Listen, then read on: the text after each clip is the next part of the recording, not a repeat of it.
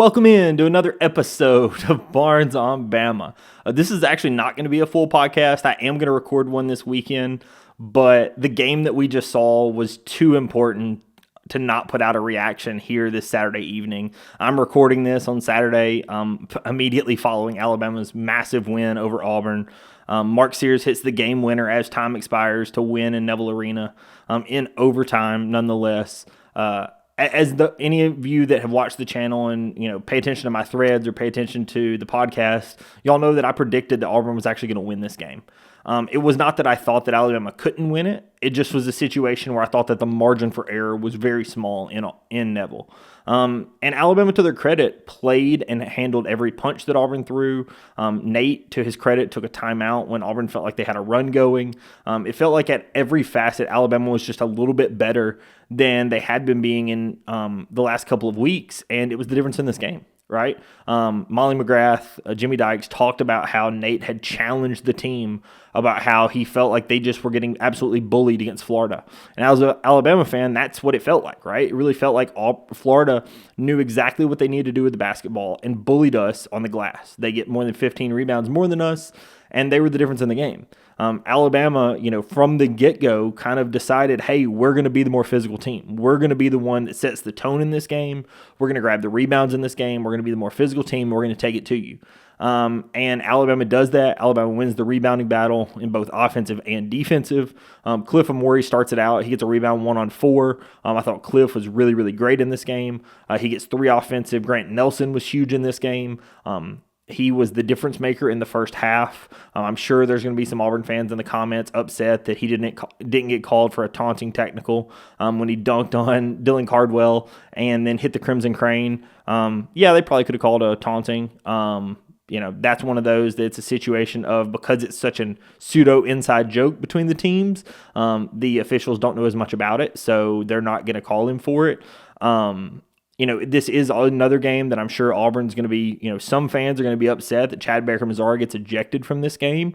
I would say if you're a fan that's worried about that ejection, look at what the national media has to say, whether it be the next round guys, whether it be, even more bigger national media, the CBS guys or Field of 68. Everyone was calling for that ejection when it happened. The first, when he had his elbow just on Chris Youngblood's neck, that was not warranting ejection. The first one kind of, you may be steadying yourself. When he reared back and really hit him, that was what caused the ejection, right? In my opinion, that at least is an F1. I thought the F2 was warranted. This is another situation similar to that Yale game last year for Auburn where Chad Baker-Mazara does something that costs his team. They don't have him for the rest of the game, and he's a difference maker on both ends of the floor. Obviously, a little bit bigger on defense, even though he's their second leading scorer, but he's the energy guy for their team. And when you don't have that energy guy in a game that is absolutely nothing but energy like this Alabama-Auburn game, it's a problem. He's somebody that has to learn that he can't make the game about himself. He's done it time and time and time again, and it's costed Auburn. In my opinion, it cost him at least a little bit in this game. Is it the difference? I'm not sure, but I'm sure it didn't help. Maybe they win it in regulation. Now, we're going to talk about Alabama in this one. I thought that this was really, as much as this was, Auburn lost it. Alabama won this game. Alabama took it to Auburn. Like I said, Alabama was the more physical team. Alabama got the big plays out of the players when they needed it. You had guys step up all over the floor. Like I said, Grant Nelson in the first half was the difference maker. They were talking about how he wasn't shooting great from 3. He hits 2 big threes in the first half to, for us to keep the lead. He was getting great rebounds. Going downhill, he drew fouls. He was a difference maker in the first half. Then the guy that actually ended up winning the hard hat was also huge. He played just 16 minutes, but Aiden Sherrill was massive in this game. We talked about him in that Florida game because he got a little injured. Wasn't sure how injured he was. Seems to be he's completely fine. He plays awesome in this game. Goes 3 of 3 from the field. Gets 7 rebounds, has a block. Like I said, ends up winning the Hard Hat Award. I think that as he continues to be an elite player for this team, the sky's the limit for this team. Because when you have a guy like Aiden Sherrill that can come in if Cliff gets in foul trouble or if Grant, needs a break or gets in foul trouble, it just elevates the ceiling of this team because because Aiden also gives you a guy that can step out from three. He didn't shoot one in this game, but he also was just a much more mobile guy than Cliff. It gives you a little bit more on offense. Whereas Cliff, and we're going to talk about him because he was phenomenal in this game. I thought this is one of Cliff's best games. But, Aiden Sherrill gives you a little bit something different than Cliff, whereas Cliff is just a huge, presence. He plays above the rim. He was 7 for 7 in this game, all of them dunks. I thought he was huge on the rebounds like we talked about earlier, but I thought that, Cliff's benefit was just having strong hands, the rebounding, and the physicality to put the dunks down and finish through contact. I thought that he was huge in that moment. I think that him finishing around the rim with those dunks and through contact was a huge difference. Auburn gets up 4 or 5 in this game. Then Cliff, follows it up with 2 big dunks. When I thought that the game was over, if you want me to be honest, I thought that Auburn had kind of gotten the lead and it probably was over at that point. Cliff, to his credit, makes some big plays and Alabama stays right in it. Like I said, I think that this was across the board just an incredible showing. LeBaron Philon, he was my player to watch. He didn't end up shooting the ball particularly well from deep, but as we know, LeBaron's not the best three-point shooter that we have. The thing that he gives you is he gives you a guy that can drive to the basket. He gives you a guy that is tough with the ball. He thrives in the very physical moment. He was 4 or 4 from the free throw line, and those were huge. Some of those were just some really, really, really big free throws because of the times that they happened at. LeBaron Philon gives you something, and we talked about it in the postgame space. If you are interested in seeing LeBaron Philon, you better get to a TV, you better get to a game, because this is going to be his only season in Crimson. There's a reason that the broadcast talked about him in NBA circles. This is a guy that is going to be a one and done. We weren't sure about that in the offseason. We didn't know that that was going to be the case, but I can guarantee you at this point, this guy's a one and done. He's an elite player, and if you want to see LeBaron Philon play for Alabama, you better get to a game this season. But, those next games are going to be in Nashville and then wherever Alabama ends up going to the in the NCAA tournament. There were a couple of other guys, obviously, that played. We're going to get to Mark Sears because I want to, kind of bookend this with what he did. But another guy that I thought was, very important to this game, even though the stat sheet does not look great for him, and he had kind of a boneheaded play at the end of the game, was actually Jaron Stevenson. There were a few moments in the game where I thought that from a defensive perspective, his hustle and his cutting, from an offensive perspective, his cutting to the rim and how physical and how aggressive he was is something that we need to see out of Jaron in the same way we need to see it out of Grant. I thought both guys were super physical, cutting to the rim, driving to the rim with the basketball in their hand. And when they're playing like that, especially when you have a team like Auburn that can run you off the three-point line, it just elevates the ceiling of your offense. But the other thing about Jaron is, we've talked about him all season, whether he's making threes or not. He didn't actually even attempt one in this game. But the thing that Jaron gives you is a physicality and a little bit of a physicality, but really a hustle and an effort on defense that's just awesome. There were a few loose balls that he saves from going out of bounds, and those are the things that aren't going to show up on the stat sheet, but absolutely mattered in this game. Whether it's blocks, whether it's altering shots, whether it's saving stuff when it's going out of bounds.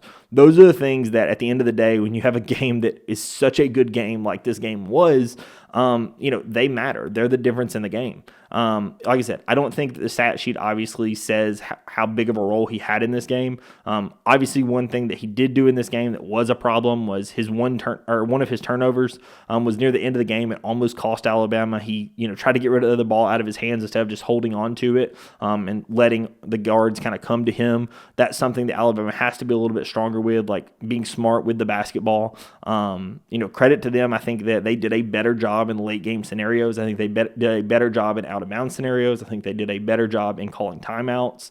So credit to Nate Oates with that. Like I said, there was a moment in this game. Alabama's up 7. Auburn gets 2 dunks to immediately cut it to 3. And in some games, Nate just kind of lets his team play it out and tells them to hurry up. Nate called the timeout, kind of let Auburn, get the crowd into it, sure, whatever, but settles his guys, and they play better out of that timeout, right? I think that that's something that Nate Oates did a much better job in this game of. Hopefully that comes to fruition, and you see that throughout the rest of the season. I know Nate does a little bit better job calling timeouts as it comes to March Madness and the tournaments and stuff when he understands the game's a little bit more on the line and a little more important. But I do hope that that's something that continues. That was really awesome to see out of Nate. And then finally, I saved the best for last, but Mark Sears. A lot of people, if Mark doesn't hit this game, we're going to talk about how Mark just didn't play great. And, if Alabama loses this game, Mark's the reason Alabama loses. And that just wasn't the case, right? I thought that Mark was really, really good on the defensive end. There were some moments that Tahad Pettiford hit some big shots, and I think that had more to do with our bigs playing the standard coverage we were playing. They were dropping too much and were just letting the guy free. Auburn, to their credit, was doing a good job sealing off Mark on the screens. He was fighting through them as best he could, but they had some guys that hit some tough shots. Credit to Auburn. But Mark Sears, I thought on the ball, especially when he wasn't getting screened off, I thought that his defense was very good. Especially for Mark Sears, especially for his height and his size, I thought that he was a really, really good defender. When it came to stuff like that, I thought that he played super hard. He played super physically. He played 40 minutes in this game. If Auburn fans, win this game, they're going to point to, Mark Sears goes 1 of 4 from the 3-point line. Mark only attempts 9 shots in this game. He only got 2 of 2 from the free throw line. If you tell Auburn those are the stats coming into this game, they are absolutely thrilled that that's what they're getting out of Mark, because as the broadcast had talked about, Mark had been an absolute heater. He had 5 games of over 20 points in a row. He'd been averaging around 28 a game over the last 5. But at the end of the day, Mark's playing to win the game. And he did just that, right? The most important shot of Mark Sears' career, outside of the one that gets Clemson to send us to the Final Four, you could argue was this one, right? It was a game winner to beat number 1 Auburn on their home floor.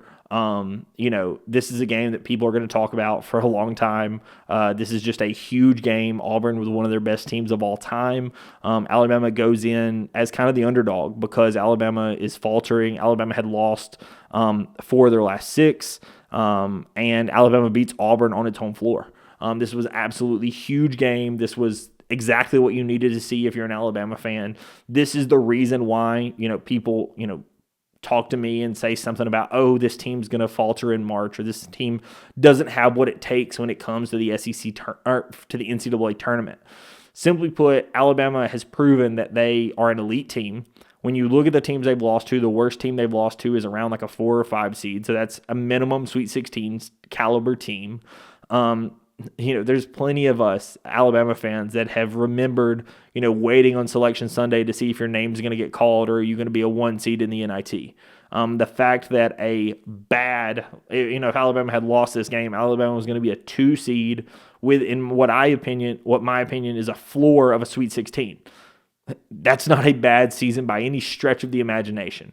But Alabama proved in this game that they are capable of winning it all. Because in my opinion, if you can go into Neville Arena, and beat Auburn as good as they have been this season, you can prove that you are good enough to win it all. I think that this team is good enough to cut down the nets in March. I will be at the SEC tournament. I don't know how many games I'm going to be at, but me and my girlfriend are going up to Nashville for that. So I hope to catch some games there. I will have a podcast episode that's going to come out on Monday that will break down the SEC tournament. I'm probably going to record that probably tomorrow, and I will put that out on Monday morning to break down the SEC tournament, as well as I may actually talk about the Alabama baseball team to their credit. So if you are interested in other Alabama sports content, Alabama basketball content, please subscribe here to the channel. I know a lot of people that watch these are not. I do appreciate y'all watching this, and I will catch you in the next episode. Peace.